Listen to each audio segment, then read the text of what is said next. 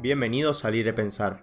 Hoy presentamos la segunda parte de la trilogía de Friedrich Nietzsche, lo apolíneo y lo dionisíaco, el eterno retorno y el nihilismo.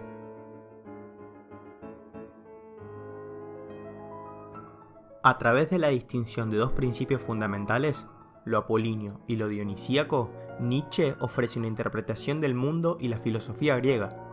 Los dos dioses griegos, Apolo y Dioniso, serán los representantes de esta original visión. El primero representa la serenidad, claridad, la medida y el racionalismo, es la imagen clásica de Grecia. Dioniso, sin embargo, es lo impulsivo, lo excesivo, lo desbordante, la afirmación de la vida, el erotismo y la orgía como culminación de este afán de vivir, es decir, sí a la vida a pesar de todos sus dolores. En lugar de la negación de la voluntad de vivir, Nietzsche pone esa voluntad en el centro de su pensamiento. La verdad es aquella clase de error sin la que una determinada especie de seres vivos no podrían vivir. El valor para la vida es lo que decide en última instancia. Para Nietzsche, la filosofía platónica ha dado un valor desproporcionado a los conceptos, provocando la aparición de un mundo ilusorio y falso que ha ignorado lo vital. El proceso de formación de un concepto para Nietzsche supone que una sensación pasa a una imagen mediante una metáfora intuitiva, y de la imagen se pasa al concepto mediante la fijación de esta misma metáfora.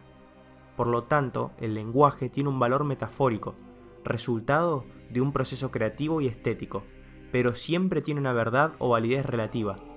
No nos va a permitir captar la verdad de una forma absoluta, sino tan solo superar el caos que produce en nuestra mente el intento de captar aquello que es de por sí cambiante.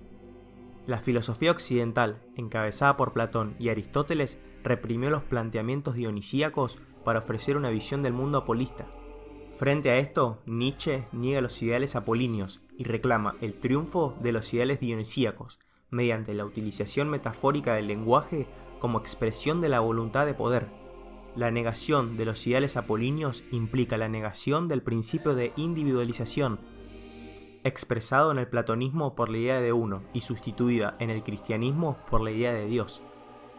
Si negamos a Dios, negamos al uno, y si negamos la idea de uno, negamos los ideales apolíneos y afirmamos la multiplicidad dionisíaca, de tal manera que cada cual puede expresar su propia verdad y sus propios dioses.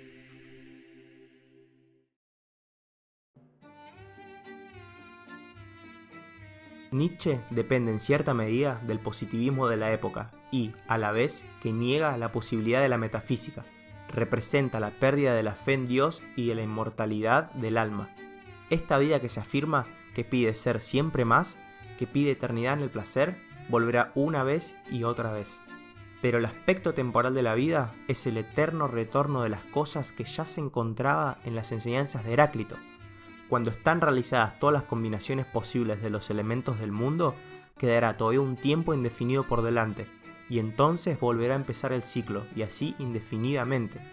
Todo lo que sucede en el mundo se repetirá igualmente una y otra vez. Todo se repetirá eternamente, y con ello todo lo malo y lo miserable. En este horizonte de tiempos futuros por elaborar, desde lo ya dado, aparece una de las figuras fundamentales del pensamiento nietzscheano, el superhombre. El hombre puede ir transformando al mundo y puede transformarse a sí mismo mediante una transformación de todos los valores, encaminándose hacia esa alegórica figura.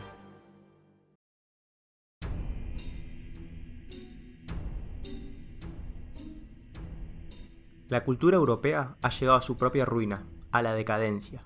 Hay que liberar al hombre de todos los valores falsos, devolviéndole el derecho a la vida y a la existencia, dice Nietzsche. Para ello, el primer paso debe consistir en una transmutación de todos los valores de nuestra cultura tradicional.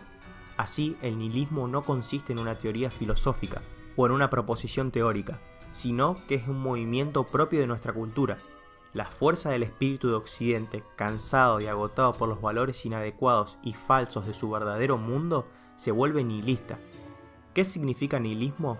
Que se desvalorizan los más altos valores, falta la meta y falta la respuesta al porqué.